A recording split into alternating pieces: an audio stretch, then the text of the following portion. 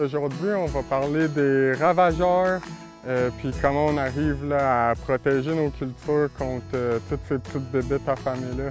Bienvenue sur la ferme Artisan Maraîcher. Mon nom c'est Hugo, je suis le propriétaire.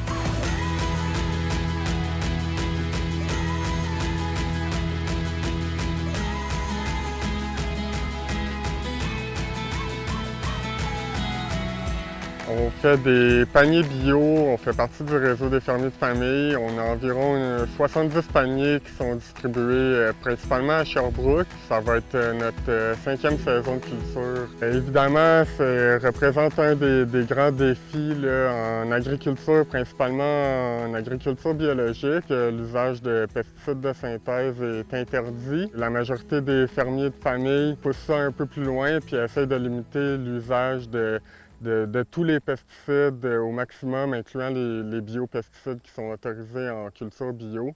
Ça représente un défi parce qu'évidemment, on ne veut pas négliger la présentation des légumes. Donc, on met vraiment beaucoup d'efforts là, pour faire un contrôle rigoureux des ravageurs pour avoir des cultures en santé qui sont présentables là, à notre clientèle. Un des premiers trucs là, pour prévenir là, les dommages par les ravageurs, c'est assez simple, c'est d'avoir des cultures qui sont déjà en santé. Ça peut sembler contre-intuitif, mais les insectes vont souvent s'attaquer tout d'abord aux cultures qui en arrachent déjà un peu. Un bon truc, c'est d'avoir du bon matériel végétal de départ, des beaux semis, puis après ça, s'assurer d'une fertilisation adéquate, une irrigation adéquate. Quand on a des cultures en santé, généralement, ils vont être beaucoup plus résilientes là, aux dommages des ravageurs. Ce qui nous motive, moi et les autres fermiers du réseau des fermes de famille à faire de l'agriculture biologique, c'est tout d'abord là, la santé des gens qu'on nourrit, puis aussi notre propre santé. On a aussi à cœur, évidemment, là, la santé de l'écosystème qui nous entoure. C'est pourquoi là, on limite au maximum l'usage des pesticides, mais aussi des biopesticides. Certains pesticides peuvent avoir un impact non seulement sur les ravageurs qu'on vise, mais aussi sur les insectes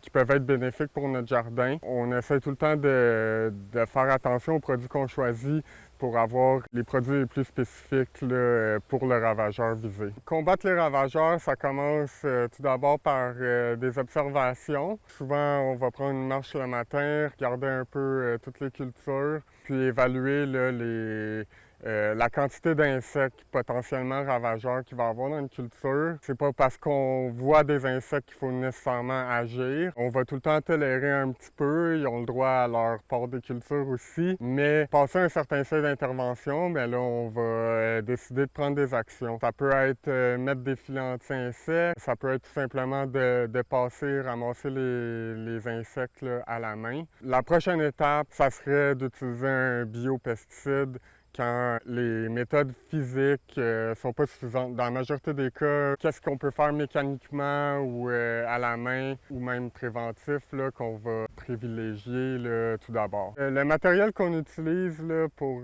empêcher les ravageurs de s'attaquer à nos cultures, c'est principalement les filets anti-insectes. C'est des filets légers avec des mailles très serrées. Ça peut empêcher là, même les plus petits insectes de se rendre à la culture. D'autres matériels qu'on utilise, ça va être les pièges collants.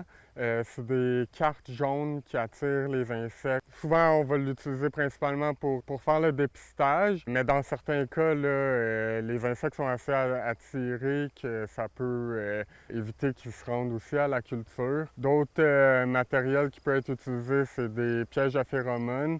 C'est des pièges là, qui contiennent une phéromone qui va attirer un insecte en particulier. Puis, une fois que l'insecte est dans le piège, il ne peut pas s'en échapper. Et des bonnes pratiques, c'est la rotation de culture. Les insectes, les maladies vont souvent passer l'hiver dans le sol. C'est important à chaque année là, de changer les cultures d'endroit. Souvent, les cultures sont regroupées par famille. C'est souvent les mêmes genres d'insectes qui vont attaquer certaines familles. Donc, en déplaçant de parcelles les cultures, c'est une bonne technique de prévention.